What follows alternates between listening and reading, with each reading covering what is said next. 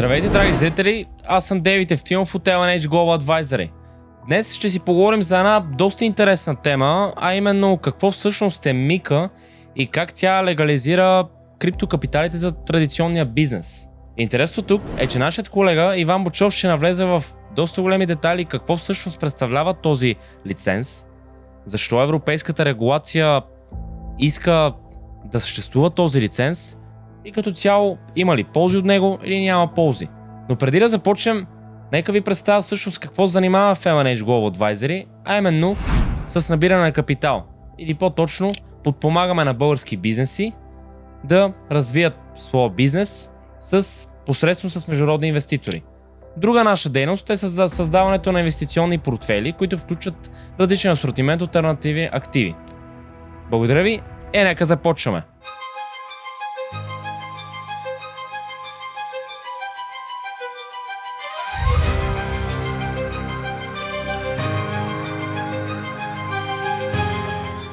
Здравей, Ванка, как е? Добре, ти? И аз се чувствам добре. За да мога да започнем, Ванка, по един по-лек начин, именно казано, как всъщност се стигна до това да се създаде Мика. Нека започнем от историята, като преминем през ICO измамите. Ти разбираш, ще обясниш в един лек детайл, за да разберат нашите зрители. Разбира се. Най-общо казано, Миката е просто плод на човешкото загуба на доверие и съответно нашата човешка нужда да можем да имаме регулация върху всичко, което се търгува, за да бъдем сигурни, както и нашите клиенти, разбира се, в нашата грамотност и съответно грамотността на търговеца, който ти го предлага. Какво искам да кажа? Така наречените ICO измами или Initial Coin Offering измами съставляват нищо повече от един доста семпъл трик, в който хората съответно губят своите пари. Какво искам да кажа? Примерно, взимаме за най-добър пример една наша видна българка Ружа Игнатова, която какво направи? Нещо, което се казва OneCoin. А именно, фалшива дата, на която просто има абсолютно нелогични транзакции, които не съществуват, с една двуслайдна презентация, в която обяснява как всяка година ще има доходност примерно 50%. Това е така наречен проект, криптокърнси проект, който съответно набира своите първоначални инвеститори, които инвестират, за да може да имат след това тази доходност и да имат всичките бенефити, да могат да са от началото на първичното предлагане, за да може да имат най-добрата цена и в последствие само от тук нагоре, както се казва.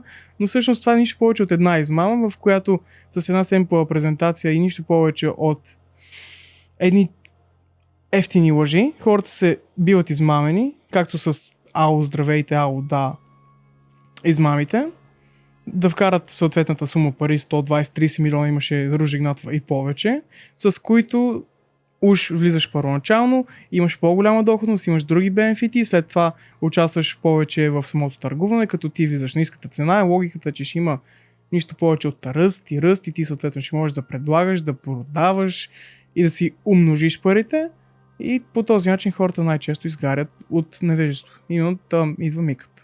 Може да споменем и още един интересен факт, че Satis Group през 2018 година именно каза, че от всички тези ICO предлагане, например, 78% от тях са били на пълна измама. Друго нещо, което разбира се може да споменеме като цяло, е, че това беше доста голям удар именно към блокчейн технологията, към криптовалутите и така нататък. И доста хора всъщност загубиха доверието, за което ти спомена напълно в началото. Тоест, за да мога да обща най-просто казано, Мика беше замислена с една основна цел. Да ни прекара от хаоса към една легитимност.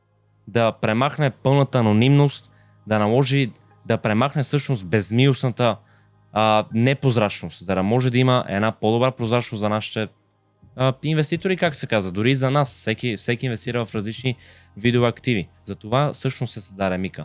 Но за да преминем, Ванка, малко повече като информация, каква всъщност е правната теория за Мика и концепцията за тъй нареченият европейски паспорт?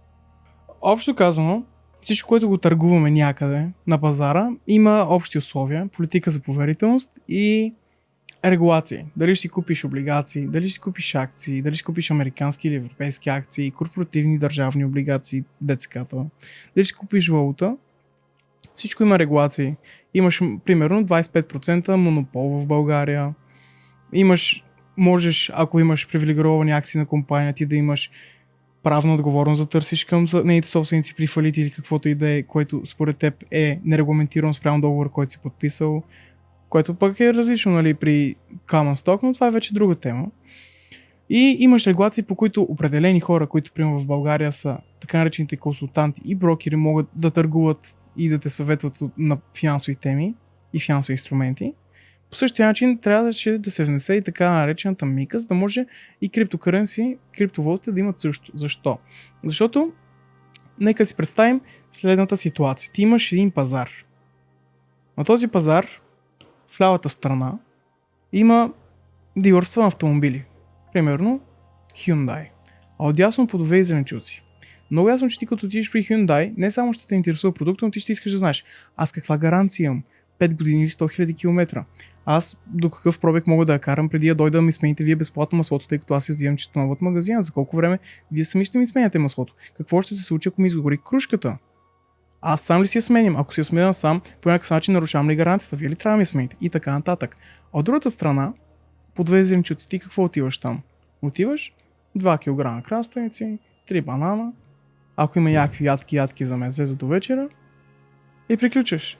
На едното място теб те интересува по какъв начин твоя актив е обезпечен и защитен и какви ти пъркове можеш да имаш около него, предимства, а на другото искаш просто да употребиш каквото има за употребяване и да се насладиш. По същия начин тук, както имаме определена законова рамка за търгуването на акции, облигации, валути, за да може това да се случи първо по начин, в който ти можеш да търсиш това, което за България е най-важното, да можеш да търсиш своето право и да покажеш своята правота по дадена тема, ако има според него нечестиви действия, намек ако неправилно е изтъргувана някаква акция или нещо е свързано с изплащането на облигацията, не се изплаща редовно и така нататък. По същия начин трябваше да започне да се отнася финансовия свят и към криптовалутите, тъй като до сега те бяха в нашия семпъл пример, нищо повече от тези домати и красавици, за които коментирам. Ти свободно си ги търгуваше, абсолютно никой не носеше отговорност, абсолютно никой нямаше желание да носи отговорност и, както видяхме, доста от европейските клонове на криптоборсите по света са били точно по такъв начин. Те са давали каквото има да дават, именно техните услуги, софтуера и начина за търгуване. Обаче са го дали по един доста по-бърз начин, в който не са имали абсолютно цялата регулативна информация изправна относно тях и съответно не са били абсолютно най-добрият избор от правна гледна точка. Именно заради това трябваше да се създаде миката, за да можем да сложим тези домати красети и ги направим и хюндайчета, които вече можеш да ги разгледаш и да знаеш, че това е актив, около който има правна рамка, която малко или много защитава и слага едни граници на това какво може да се прави и какво не може да се прави. Просто казано, да имат, например, физическо присъствие в Европейския съюз, местни директори. Също важно нещо е за застрахователно покритие в случай, нали, при някакъв проблем с компанията, не най-просто казано, ако може да го обобщим. Но какво друго нещо може да кажем, например, за КАСП лиценза? Доста хора, може би, ще се интересуват от него именно, например, дам ти пример. Имам компания във Франция. Искам да оперирам на различни локални места, дали ще е във Франция или в чужбина. Но в зависимост от твоите услуга ти трябва да преминеш през хиляди лицензии, дали ще е държавата, дали ще е в съвместната община и така нататък. В този случай КАС позволява ли ни това улеснение? Все едно, аз в момента съм изкарал книжка, мога да имам правото да карам в цяла Европа. Не ми е нужно аз да изкарам навсекъде, например, изпити, за да мога да продължа, например, да карам най-свободно от България, мога да стигна до Полша, мога да стигна до Германия, мога да стигна до Франция, нали така? В този случай какво всъщност КАС прави, така че да улесни този целият процес на лицензии, корпоративни задължения и така нататък? Най-общо казано и най-семпо, по същия начин, по който даде ти аналогията с книжката, тук е абсолютно също нещо. И има дадени държави в Европа, от които може да се изкара такъв КАСП. Съответно, ти, когато изкараш, примерно, то е цяло обединение, за цяла Европа важи. Ти, ако изкараш КАСП, ако си изкараш лиценза за търговия на криптовалути в Италия, да кажем, което всъщност е доста трудно, Италия и Гърция са най-трудните държави, но ако си изкараш в Италия, това автоматично означава, че можеш да си направиш някъде в Европа, най-логично в Италия в този случай, физически офис, за да може око да види, ръка да пипне. Да. И оттам натам ти можеш да предлагаш своя софтуер, своите услуги в целия Европейски съюз, без да има допълнителни утежнения, за да може който и да е гражданин на това наше обединение от всичките държави, съответно свободно се възползва от тези услуги. Ако може да споменем, Ванка, през какви всъщност регулатори преминаваме? Например, ако може да кажем за България, трябва да преминем през КФН и след това БНБ, който издава лиценза всъщност свързан с електронните пари, така да го кажем. Така ли всъщност? Кандидатства се като КФН е самата регулативна институция, която следи по какъв начин се случват транзакциите и самата правна рамка, дали се следва от твоята фирма, която се издава този лиценз, а Българската народна банка БНБ отговаря за самото лицензиране, за неговото издаване на институциите, най-просто. Точно така и абсолютно го създава реално. Тоест, всички тези регулации, защото много хора си кажат, добре, криптовалутите са децентрализирани и това не ги задушава, най-просто казвам. А тук говорим, че създаваме един пазар в 27 държави членки на Европейския съюз с общо 450 милиона потребители. Тоест всъщност се улеснява целият процес на поток на пари или как всъщност да го кажем? Улеснява ли се наистина процеса? Да, улеснява се, тъй като сега, примерно, както коментирахме, в Италия и Гърция е доста трудно за изкарването на такъв лиценз. Вместо всичките, абсолютно, тъй като ако се внесе, да го погледнем така, ако се внесе идея за Мика, но да приемем, че идеята не беше на европейско ниво, а на държавно. Това означава, че примерно едно дружество Coinbase трябва да се изкара в Гърция, в Италия, в България, в Белгия, в Франция и така нататък, което първо утежнява цялата ситуация, второ финансово е по-трудно, трето ограничава самата част от клиентите, които могат да бъдат, тъй като аз може да харесвам Coinbase, обаче Coinbase да кажат, ние в България нямаме сметка да отворим офис, затова нека да отворим в Германия, Франция, Италия, Полша, а пък в България да не отваряме. Съответно, аз по този начин като потребител оставам ощетен, нали така? Съгласен съм.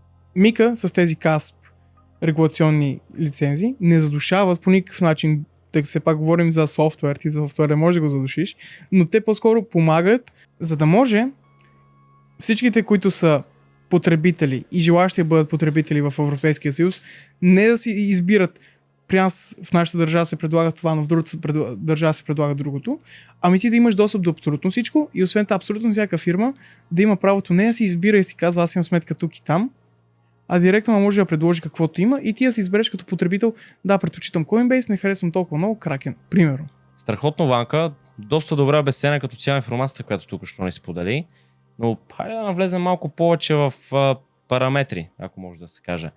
Как всъщност Мика разделя различните токени и защо всъщност директорите са задължени да знаят тези подразпределения? Най-общо казано, първо да не започваме с това какви са видовете, а точно какво е доведено и какъв е резултат от това да се разпределят. Идеята е да се разпределят на видове съответните токени, за да може те да не бъдат смесвани с акции, облигации и други ценни книжа, ами да си бъдат направени като отделен клас, така ако можем да кажем, който да има своя собствена регулация, както казахме още в началото, и свое лично третиране като финансов инструмент. Сами по себе си се разделят на три вида. Имаш utility токени. Те нямат право на дивиденд, най-общо да кажем, нямат право на глас, ако може да се пошегувам и да направя една връзка с common stock. Дори и дял от печалба. Точно така. Нямат право на нищо, ти просто ги притежаваш. Търгуваш, най-общо казвам. Тоест те ти дават вид право да ползваш тази услуга или продукта на даден издател, например. Абсолютно. Тъй като знаеме. А какво може да кажем за другите две, именно EMT? EMT, които са така наречените Electronic Money Tokens, са най-семпло казано, обвързани едно към едно с фиатна валутна единица. Какво искам да кажа? Даден токен в един брой от токен Хикс има едно към едно връзка с едно физическо евро. Примерно. Това са EMT-тата. Тоест, тези пари, например, еврото, долар и така нататък, трябва да са държани при, например, различни държавни институции. А ти тук говориш всъщност за регулираните стейблкоини, нали така? Точно Тоест, така. да могат да са едно към едно обвързани реално да съществува, например, този долар, не е да е просто нали, във въздуха, трябва да го има някъде. Абсолютно. Страхотно. А ако може да преминем към ART или по-точно Asset Reference Tokens или именно тези токени, които са обвързани с различен, например, asset клас. Какво може да кажем напред? Дали ще е примерно обвързан с злато и така нататък? Ти вече го каза. Именно единия вид, който споменахме за стейблкоин беше Electronic Money. Тук говорим за Asset Referred. Абсолютно същото тия концепции има, с разликата, че тук не говорим за обвързване един токен към една единица от фиатна валута, един токен към едно евро, а говорим за обвързване, примерно, един токен към даден размер от, примерно, благороден метал. Един токен е равен на толкова и толкова унции злато. Един токен е равен на толкова и толкова грама злато. И по такъв начин се разпределят. А в този случай той позволява ли, например, дял от печалба или дял, например, от конкретен бизнес актив? Да. Разбирам. Всичко се да ги приемем така. Стейблкоин са като preferred stock и те позволяват, тъй като някои от preferred stock все пак имат право на глас. А в началото, както започнахме с utility token, той почва като common stock и единствено можеш да го търгуваш. Но има тук нещо важно, което може би да споменем, а именно, че има някакви опасения, че точно ART-тата могат да бъдат преквалифицирани като наистина финансов инструмент по MiFID 2, но тук нали, навлизам в физични детайли. В момента просто го добавям като един малък детайл. В този случай, Иванка, миналия път поговорихме също и за private debt, equity, но какво всъщност са Real World Assets или по-точно токенизация на активи? Нека навлезем в тези детайли да обясниш с най-просто обяснение за нашите зрители. Тук може би ще бъде най-логично да започнем с един или два примера, с които първоначално да разходят зрителите през самата концепция, а след това да облечим в теория. Страхотно. Да започнем с един пример. Една шивашка компания в Благоевград. Примерно. Тази шивашка компания се нуждае от финансиране, за да може да купи плотове, за да може да отвори ново крило. Да кажем, че до сега са шили само и съм клас 1, което е премиум сегмента. Hugo Boss, Tommy Hilfiger. А пък сега вече искат да започнат да шият работно облекло. Какво се случва? На тях им трябва обогатяване на капитала, за да може, така да кажем, лесно да започнат да отворят и евентуално да извлекат от този проект един добри ползи, тъй като все пак са приели, че ще го започват. Това може да се случи чрез токенизация. Токенизацията бих я обяснил със същия пример и след това се надявам да ги вържа логически, за да може да се случи каквото така логичната връзка в главата на зрителите.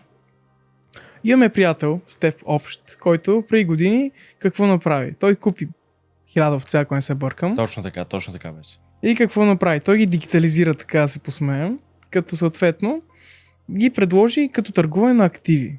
Как? Той каза, ти си купуваш сега, инвестираш в една овца, тази овца има дивиденти. Мляко. Млякото произвежда кашкавала и сирене. Аз продам кашкавала и сиренето, ти получаваш част от печалбата като дивиденд. Точно и по този начин се завърза триъгълника, нашия общия печелеше и съответно изплаща на инвеститорите дивиденд. По този начин инвеститорите подобриха материалната и производствена база на нашия приятел, за да може той да подобри самия бизнес. Следователно, също нещо може да се приеме, че може да се прави и за бизнесите в България. Ако се токенизира част от фирмата и почне да се продава подобно на дялове във фирма, самите инвеститори могат да инвестират, съответно после да взимат от дивидента подобно на дивидента от привилегирована акция и по този начин да печелят след една токенизация на частична токенизация на дадената фирма или в нашия случай производственият цех за дрехи в Благоевград. В този случай много хора ще си кажат, че това всъщност наподобява на акции или нещо друго и може да се категоризира като всъщност финансов инструмент и тук вече навлизаме в MiFID 2 Точно лиценза. Така. В този случай, освен да създадеш, да пуснеш няколко страници, например, просто white paper, какво всъщност трябва да се направи, за да може такъв вид токенизация да се случи и всъщност да се остави под лиценза на Мика? В този случай това наистина може да бъде разглеждано като вид акции. Затова, освен white paper, е нужно да се внесе така наречения инвеститорски проспект, в който е описано, примерно в България по доста интересен начин ги описват, но в доста страници се описва как точно ще се инвестира, какви ще бъдат ползите от инвестирането, за какъв период, при какви условия и така нататък. А за да може това да оставим под Мика 2, все пак трябва да го оставим като токен, не да го направим просто финансиране с капитал. Какво може да кажем за лиценза за инвестиционни услуги за тази структура? Който всъщност ни позволява да сме вид посредник в това действие. За да може всичко да бъде напълно коректно и прозрачно, вътре в сърцевината си трябва самият актив да бъде изграден по начин, по който е предимно управляван чрез блокчейн и всичките други характеристики, които са ключови за криптовалутите, а на повърхността, това, което виждат инвеститорите, които са съответно финансистите и адвокатите съставляват, да бъде по такъв прецизен начин изпипано, за да може нито една организация и български орган да го пресметне като вид финансиране с капитал, което е по абсолютно класическия начин с акции, а да си остане под мика лиценза. Страхотно, Ванка. Мисля, че обобщихме доста добре всъщност как се случва токенизацията на различни активи и това ще става все и по-известно, защото наистина е доста интересен модел. Най-просто казано, както казахме с един прост пример за овце, човек може да инвестира в такъв вид бизнес и да печели, например, най-дори да звучи смешно, от продажбата на сирене или кашкавал. Нали, някои хора ще си кажат как изобщо е възможно това, но ето, има различни видове, по-бързо става от другите видове за набиране на капитал. И ето всъщност е доста по-интересно. До някаква степен някои хора ще си го кажат, че вид експеримент, към който доста хора биха се фокусирали, но бъдещето ще покаже както се каза. Но ако може да поговорим повече за стейблкоините в корпоративния бизнес, именно какви са възможностите и разбира се реалните ограничения, които са свързани с тях. Както ти сам каза, при малко го обяснихме. Стейблкоин е обвързан едно към едно или към някакъв вид актив, като скъпоценен метал, или пък към фиатна валута. Това само по себе си автоматично елиминира каквито и да е рискове, свързани с стойността, която такъв един стейблкоин може да наноси. От друга страна, елиминира други рискове, които могат да бъдат така по-човешко казани. И именно какво искам да кажа. Ако една дадена, например, българска фирма искаше преди години да изплати пари в Китай, трябва първо в лев да превалутираш в йен, оттам се губи време. Кореспонденции с банки, наистина просто процесът е доста сложен. Дори въпреки това, че SWIFT позволява за няколко дни да сложи процесът, ти сам казваш просто, че наистина е дълъг и мрачен процес. Дълъг и мрачен, който може да доведе допълнителни данъци и такси. Все пак ти като превалутираш големи суми в порядъка милионите, ти най-малкото имаш такса, обслужване, ти трябва да следиш точно курса, коя секунда е. Да, това с курса стои също при стейблкоин, но ти елиминираш тази загуба на време, която може да остане, ако тръгнеш да превалутираш веднага. Нека кажем, че българска компания иска да плати на друга с USDC. Знаеме, ние все още сме, примерно, сами знаем, че нашата база евро-лев може по някакъв начин да съответства всъщност с долара, нали? Така като говорим за лек валутен риск, разликата между евро и долар, това всъщност има ли го? Самият риск, който тук има, си остава чисто валутния риск, който е цената спрямо лев или евро с долара. Той е отделен риск от самия риск, който може да бъде доведен от стейблкоина, като и двата въобще нямат никаква, така да кажем, толкова сериозна корелация, са две отделни неща. Какво може да кажем всъщност за тавана, който Мика налага посредством използване на не евротокени, например като USDC? В този случай можем да кажем, че има така наречените тавани, които се спазват. Те са регулярни тавани на дори дневна база, които ако бъдат често достигани, трябва в случай А да се намалят най-вероятно, тъй като има методи, по които ако ти регулярно достигаш тавана на дневна база, в последствие имаш нещо като санкции, които водят до намаляване на последващите транзакции.